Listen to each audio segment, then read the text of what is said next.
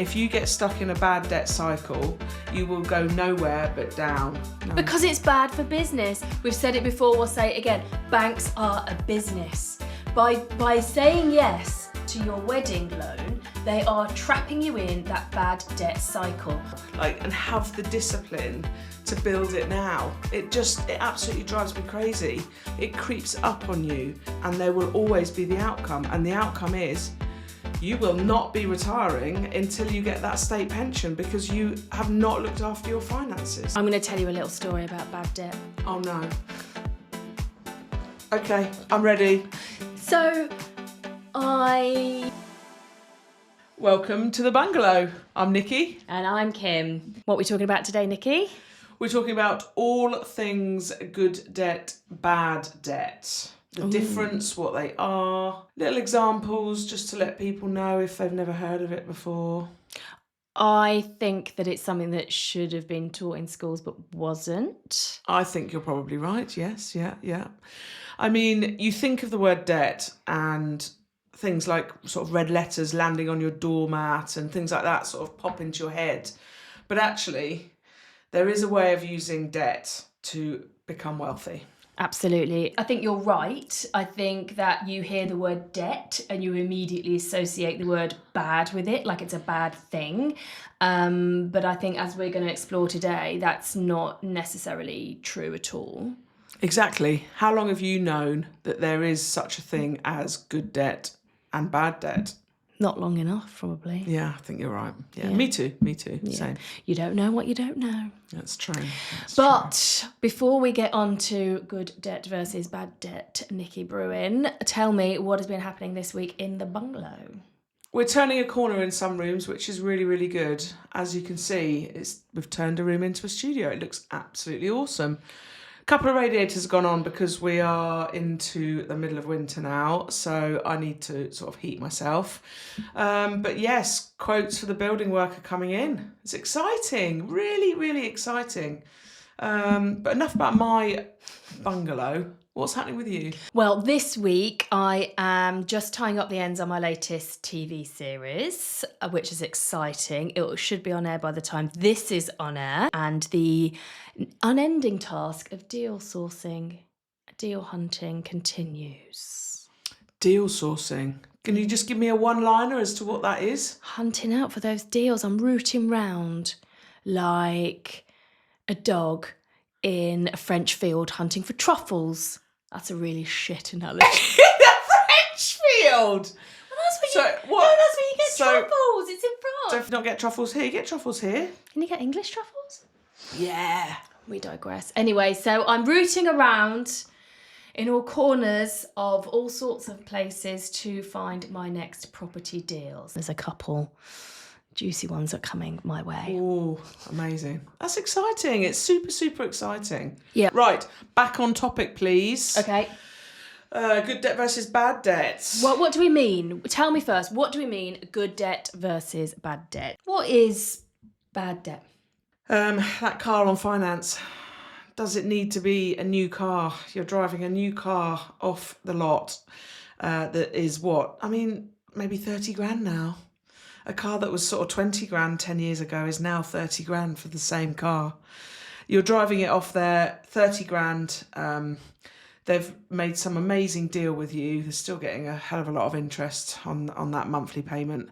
But somehow they've managed to make the maths work for you and your budget. It's funny that, isn't it? So you've driven the car off the lot, 30 grand. You've got it home into your drive and it's now worth 25. It just continues to depreciate, but you still have that full amount to pay off. Not only do you have the full amount, you are paying interest on that as well. Some of them have huge balloon payments at the end, which they will never expect you to pay. But, funny that, isn't it? You get a phone call just in time to offer you the next newest model 3 years later. So you are stuck in this cycle. And yes, that is definitely bad debt. Credit cards. Having a credit card and using it to buy things that you really don't need. All these material items, do you need them? You know? the Klarnas, the buy now, pay later. Don't buy something if you can't afford it. So really then, to sum that up, bad debt is something that's never going to give you back what you've spent on it. It's always going to be a negative. It's depreciating. It's taking money away from you all the time. What is the good debt option? Good debt is where you are leveraging an asset that is going to put money in your pocket, whether that is rent or capital appreciation from it when you eventually sell it, whatever it is, then that's an example of using good debt. So the difference between the two is massive. If you get stuck in a bad debt cycle, you will go nowhere but down, and you will get poorer and poorer, and they will be asking for you for more money monthly, every month. Just as with bad debt, that credit card payment will get more and more every month, and they do a clever thing where you don't actually pay all of it off, you're just paying a little bit so that they can continue to charge that interest on top of it, you know? If you're looking at, say, buying a buy-to-let, using a mortgage for a buy-to-let, that is classed as good debt, purely because, say you're borrowing £100,000 to buy a house, that house will go up in value, okay? Basically, good debt is where the asset grows more than the original outlay plus the interest.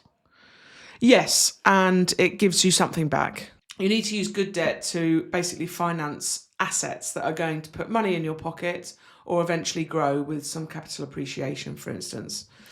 So then is the difference that with good debt, whatever the amount is that you've loaned, whether it's a mortgage or an actual loan, plus the interest will always be less than what that asset is going to grow into, which is where the house versus the car makes it good versus bad debt, because cars depreciate, whereas houses appreciate value in value. So they go up, cars go down. So that's what makes it good versus bad, isn't it? Is that it's a cost that is being absorbed by the growth in the value of the asset. Exactly. And like I said, if you're, say, borrowing 100,000, over time, inflation will also help to erode that debt. So say you're borrowing 100,000 today, but in 10 years' time, 100,000 might only be worth 90,000 due to inflation. Say inflation goes up 10% in the next 10 years, which is not much at all. Your 100,000 would now, in real life terms, be worth 90,000. Well, that's the same with debt. So your house is appreciated, so you've got this going on. Boop, boop.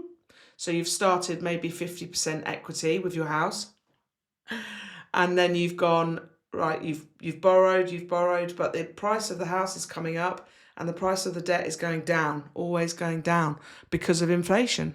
Inflation is actually your friend when you have good debt. Oh, pub quiz. When can inflation be your friend? Exactly. When you have good debt. Yeah, exactly. Sorry, I'm going to mention my favourite book again. Rich Dad, Poor Dad. Do you think that somewhere like you're getting money off Robert Kiyosaki every time you mention his book? I love him. I just want to shake his hand. A lot of people don't like him. A lot of people absolutely love him. Is he like about 102 now? Yeah, I think he is. And he's been calling for a stock market crash for like 10 years. But I just love him. So his book, Rich Dad, Poor Dad, basically sets out and explains bad debt and good debt. Good debt, you're buying assets. Bad debt, you're buying liabilities. Don't buy a liability. Think of the opportunity cost. You're paying a car off every month, £400. You're paying that car, okay? £400 putting into the stock market. My goodness, that could double, triple in the next 10 years. Whereas that car you've bought, you're selling it for less than half what you bought it for. I mean, it's just terrible, really terrible. Whereas, I mean, look, we all need cars to get around. We're not suggesting that anybody shouldn't have a car. What we are suggesting, a better way, better financial way to do it, is buy something that's 3 to 5 years old, still got loads of life left in it. Lot of the depreciation has already been taken away. So you're getting something that is much better value for your money. But also, if you can, buy it outright. Yeah, absolutely. I'm just saying, buy a second-hand car. You should have everybody in your life that you love. Nobody is going to judge you any differently for having an older car. No. Or what about the car that your dad wanted to get rid of when he gave it you to free?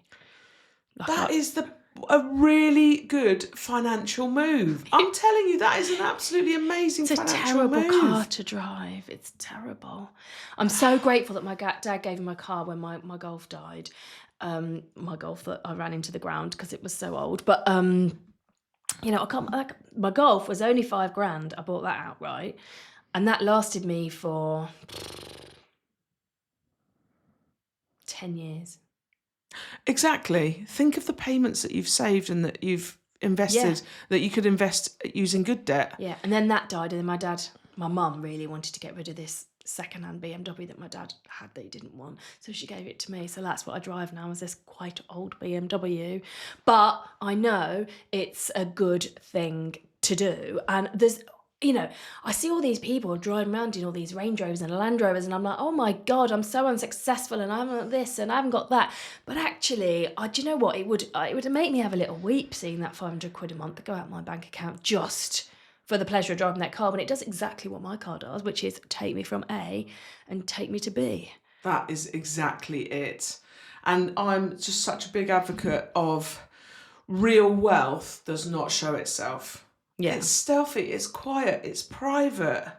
It's like, if you've got a big car like that, you obviously have a big, very important job that you can't quit, that you're trapped in, because you need to pay for all of these things. Yeah. Again, I just look at these Range Rovers and think, middle class trap.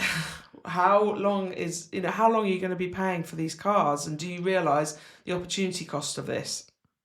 Exactly. I couldn't agree more. The thing is, going back to good old Rich Dad Poor Dad, he does flip a lot of our traditional beliefs on their head. For example, doesn't he say that buying your own residential property is actually a liability and not an asset? And that is quite controversial, because that goes against everything we've ever been brought up and told about in this country, right? That you buy your house, that is your asset. But actually he says, no, it's not, because you need to put a new roof on, you need to put a new boiler on, the bricks need repointing, you've got to do new windows. In the lifetime that you will be in that house and living in it, actually it is a liability.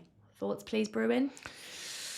Oh, it's controversial, isn't it? I speak to a lot of people about this. I think it's mainly a personal preference. However, I have done the maths, and investing that huge mortgage payment, that huge down payment for a house, could be invested better.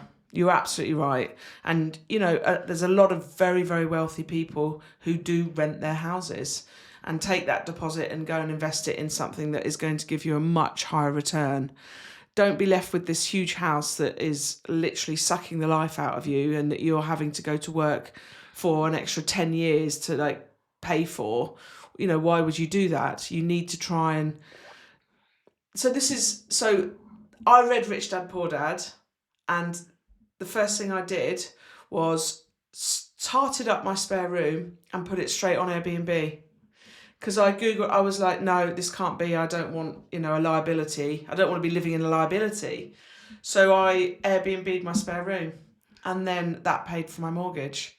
So, there's other things you can do. Build a studio at the bottom of the garden, rent that out, have a lodger, things like that. And that would mitigate the costs. But yes, essentially you could get a better return elsewhere with your deposit. It's tricky, isn't it? Because I think that actually what flies against that is, while you're right, whatever your deposit is, 20k, 30k, 50k, whatever it is, depending on where you live in the country, yes, you could invest that deposit more wisely. However, the rent on my house would be way more than my mortgage. That's what I think pulls everybody as well, isn't it, to buying. And they think, well, actually, I do have this house at the end of it that's worth whatever percentage more than what it was when I bought it. And that's what keeps everybody buying. But I know there are bigwigs in the property world that don't own their own homes. It baffled me when I first heard that years ago, that he didn't own his own home, because I'm like, your whole business is about buying property. How can you not own the house that you live in? It's controversial, but it makes sense. It completely makes sense. Yeah, absolutely. There's not many people are going to sit down and actually do the figures, and obviously there's a big psychological barrier and safety barrier. You think, if you own your own home, no one's going to come and kick you out. So I understand that is a driver as well. So yeah. Yeah, it isn't just about making money. And that's why I think if you are having your own home and you want to paint it all bright yellow, then paint it bright yellow because it's your home and just be in it. You know what I mean? Like, don't keep it all beige because you think it might sell better whenever that time may come. If you know what I mean, if you don't want it to be beige, like, it's your home, make it yours. Yeah, I've never done that. All my houses are white and grey, ready to rent again. Whereas I'm like, colour. The funny thing is, though, about bad debt is that it's sneaky, isn't it? It just like creeps up on you. But it's the same with good debt. So this is how it works. It's just like this human thing where you can't see this far into the future and see what you're building now, and have the discipline to build it now. It absolutely drives me crazy. So bad habits and good habits all have an outcome. So if you do eat 200 calories more every day for 5 years, no, but you won't be the weight that you want to be. And it's like stealthy, it creeps up on you. If you're continuing to do something, this bad habit, if you're continuing to do it religiously, there will be an outcome, and the outcome won't be a good outcome. Your health will suffer. Yeah, it's just one example. It is. Yeah. It's just one example. And it's the same with bad debt. If you continue to borrow little bits all the way through your life, not be able to make things, take credit cards out, always be paying, something off, a buy now, pay later, you will always be paying more for that. And there will always be the outcome. And the outcome is you will not be retiring until you get that state pension because you have not looked after your finances. I'm going to tell you a little story about bad debt. Oh, no. Okay, I'm ready. So I went to university in London, and, one of the most expensive cities in the whole wide world. And I enjoyed it. And I tell you what, I was talking to my other friend, actually. I've got another friend called Nikki. Sorry to break it to you. And we were talking about how we both got into a lot of debt at the same time. She was a couple of years older than me, but we worked together at the same place. And we went out and bought clothes, and we went out for dinner, and we went out drinking. And it was credit card. And this was the noughties. And, everyone had the egg card. Do you remember the egg card with the curvy edge? Right? It was a thing. I've arrived. Here's my egg card. What an idiot. And that eventually did catch up with me, and I had £10,000 in credit card debt, plus a £1,500 overdraft, which they just throw these things at you when you're a student, left home for the first time, 18 years old, living in a very expensive city. What on earth was going to happen? Of course, that's the way it's going to end, and they trapped me. However, I got to the point I was like, this has got to stop. And so I created a spreadsheet, and I had little tables in this spreadsheet for each credit card, and it was the date, the amount I owed, and then there was the date that I was going to pay off every month until they all paid off, and it went from red to green. And as I made those payments, I swapped it, and I in a year I got rid of my debt. Wow! But also I saved up enough money to go travelling for a year. I mean, I didn't go out and I lived on hand pitters. You should be living on beans on toast at university, yeah. So No. wow. I was 5 years into my telecareer. I was 27. Okay. I took a year out, but to go travelling. But I tell you what, though, the worst part of it wasn't the handpitters and not going out for a year, right? The worst part of it was during that point, I tried to get a mortgage, and they were like, absolutely no way. You have got too much debt. And this was pre-2008 crash, right? Yeah. So when they were giving mortgages away, I couldn't get one because of that debt. Now, do I regret that decision forever? Because even though the 2008 crash was coming, I'd have held, right? If a crash comes, you hold your property and it would have gone back up again. And now I could have consented to let that, still have a property in London and be having another one in Cambridgeshire. So yes, that is where bad debt, bad habits can come and bite you on the arse. It's awful, especially with bad debt. You can call up the bank and ask for a loan and tell them that you are going to go on holiday, go and visit someone you haven't seen for a long time in Australia, maybe there. The big one is I'm getting married. You know, I definitely need 20 grand to get married. And the bank's like this, oh, yeah. Oh, you're getting married, amazing, how much do you want? Yeah, well, you know, and the dress and this and that and the venue, have some more. And you're just like, oh my God, amazing. Because at the time you're just like thinking, wow, now I can get, you know, this caterer and, you know, this band instead. And let's not worry about the loan. You know, we'll pay it back. But if you were to go to the bank and say, I need some money to do up my buy-to-let, I've bought a buy-to-let and I want to, you know, charge a little bit more rent, so I just want to put a new kitchen in, new bathroom. Absolutely not. Absolutely not. Can you have a loan from us? No. Because it's bad for business. We've said it before, we'll say it again. Banks are a business.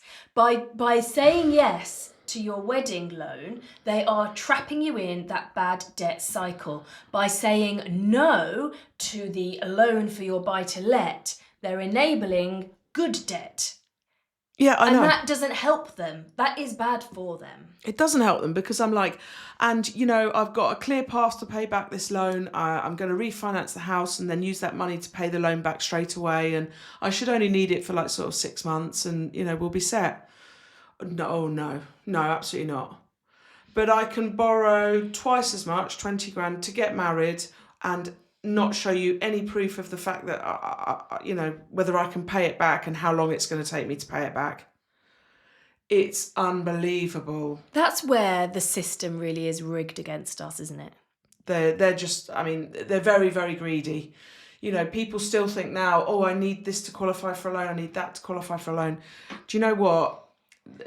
They will give you a loan. It's terrible and they shouldn't be. My key takeaways from today is that number one, not all debt is bad debt. Good debt can and does exist. And number two, if a purchase puts money in your pocket, it's an asset. If it takes it away from you, it's a liability. Number three, bad debt builds really easily. It's a bit like a cold, isn't it? It's germs, bacteria. Whereas good debt takes intention and planning and foresight, I suppose, to map out your way forward. And number four, you're not financially stuck. Once you understand that good debt, you can start building it, creating it, and becoming financially free. That's brilliant. I've really enjoyed that. Thanks, Nikki. Hopefully we've opened people's eyes to the difference between good debt and bad debt. Don't forget to subscribe so that you get a little ding on your phone every time a new episode drops. We would love some reviews here at the Bungalow, so please go to Spotify, Apple Podcasts and leave your 5-star review. Join us next time on the Bungalow. Bye.